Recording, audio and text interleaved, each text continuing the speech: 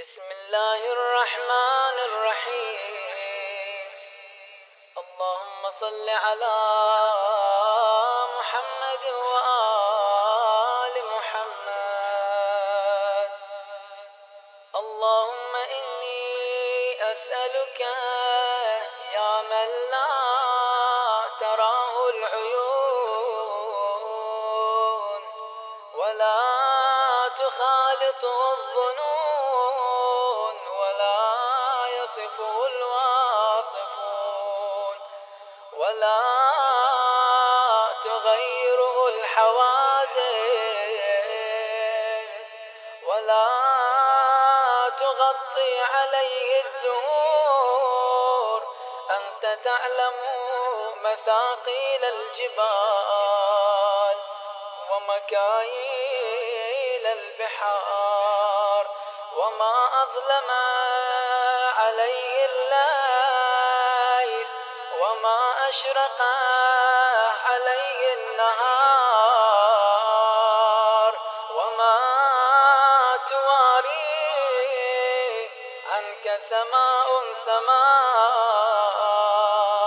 ولا أرض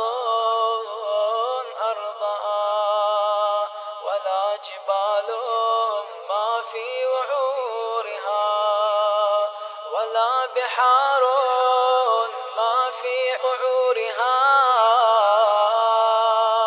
أنت الذي سجد لك سواد الليل ونور النهار وشعاع الشمس وضوء القمر ودوي الماء وحفيف الشجار. أنت الذي نجيت نوحا من الغرق وغفرت لداود ذنبه وكشفت عن أيوب ضره ونفذت عن يونس كربته في بطن الحوت ورددت موسى من البحر على أمه وصرفت عن يوسف السوء والفحشاء. وأنت الذي فلقت البحر لبني إسرائيل حين ضربه موسى بعصاه فانفلق فكان كل فرق كالطود العظيم حتى مشى عليه وشيعته. وأنت الذي صرفت قلوب سحرة فرعون إلى الإيمان بنبوة موسى حتى قالوا آمنا برب العالمين. وأنت جعلت النار بردا وسلاما على إبراهيم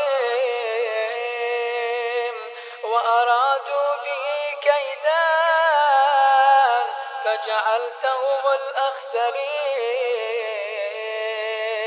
يا شفيق يا رفيق يا جاري اللطيف يا ركني الوثيق يا مولاي بالتحقيق. صل على محمد وآل محمد وخلصني من كرب المضيق ولا تجعلني أعالج ما لا أطيق.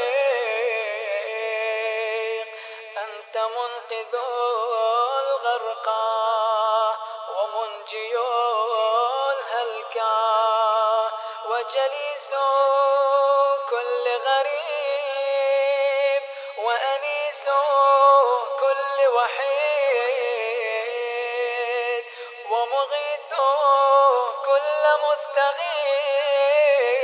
مستغيث صل على محمد وآل محمد وفرج عني الساعة فلا صبر لي على حلمك يا لا إله إلا أنت ليس كمثلك شيء ولا حول ولا قوة إلا بالله العلي العظيم وصل اللهم على محمد وآله